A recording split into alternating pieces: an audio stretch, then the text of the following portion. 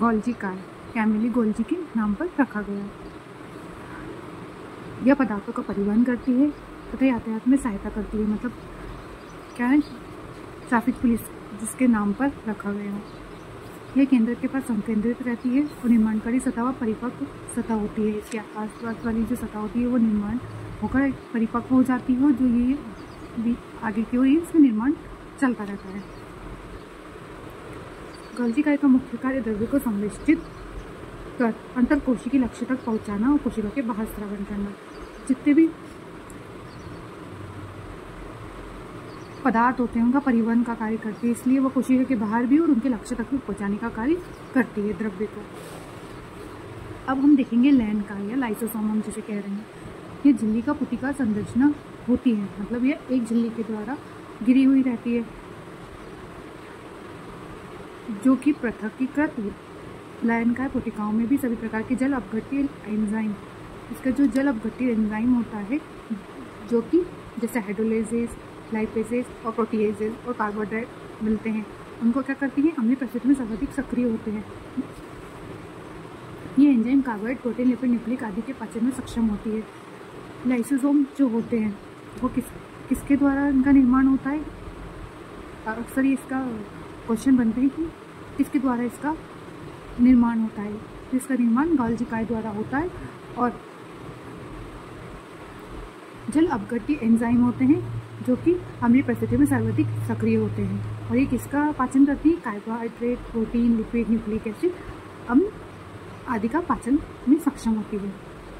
अब हम नेक्स्ट देखेंगे वैक्यूल्स या राजधानी, हिंदी में कोशिका द्रव्य में झिल्ली द्वारा घिरी जगह को राजधानी कहते हैं। और इसके जो मेम्ब्रेन होती है वो एक सिंगल मेम्ब्रेन द्वारा बाउंड होती है जिससे टोनोप्लास्ट कहा जाता है।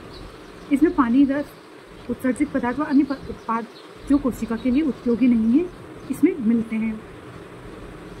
पादप कोशिका में यह कोशिका का 90% स्थान घेरती है और अमीबा में संकुचनशील राजधानी उत्सर्जन के लिए महत्वपूर्ण होती है। इसके लिए संकुचनशील राजधानी के लिए बहुत सारी कोशिकाएं जैसे आद्य जैल में जीव में खाद्य राजधानी का निर्माण खाद्य पदार्थों को निकलने के लिए होता है।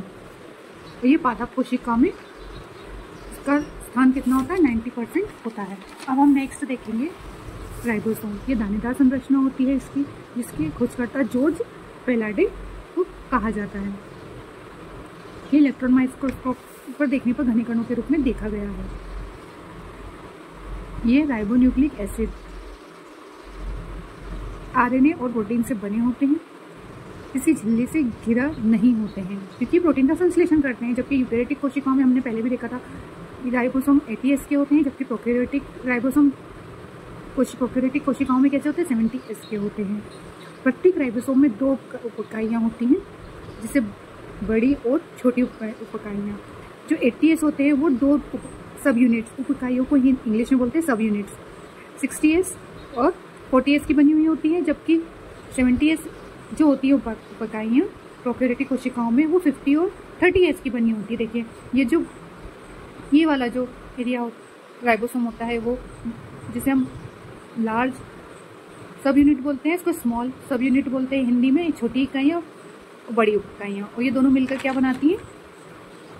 जैसे हम इसको ये प्रोकैरियोटिक को देखेंगे तो ये बनेगी 70S सब यूनिट की राइबोसोम। तो ये दोनों मिलकर 70S का बनाएंगे। एक इसका जो सब यूनिट रहेगा वो 50 का रहेगा और एक 30 का रहेगा। इस प्रकार ये मिलकर कैसी बन जाएगी? 70S की बन जाएगी।